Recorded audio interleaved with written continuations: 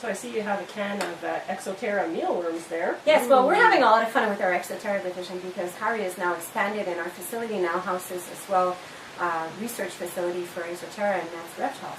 So our reptile line actually offers a few different types of grubs and worms that we offer to our reptiles, and we've been using for some time and recommending the mealworms either live. Ideally live is always best, but it's not always something that caretakers are readily available for them, or that they wish to house in their home.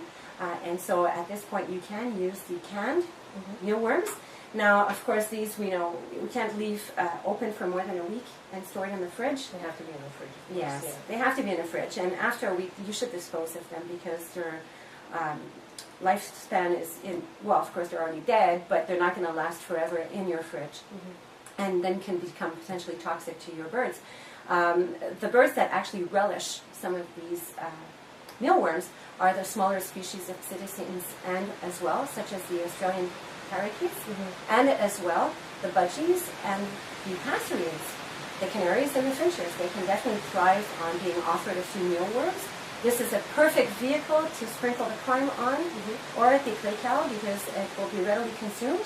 And for some of these smaller species that are not being offered 70% of the diet, then this is a perfect way to ensure that the vitamin assimilation is actually being offered and ingested, of course. Like all these foods, I'm sure the mealworms have to be limited, right? Yes, this is very high in protein. So for some of the smaller birds, they're usually housed in large flights where these birds have access to a lot of flight time and exercise and expend a lot of energy.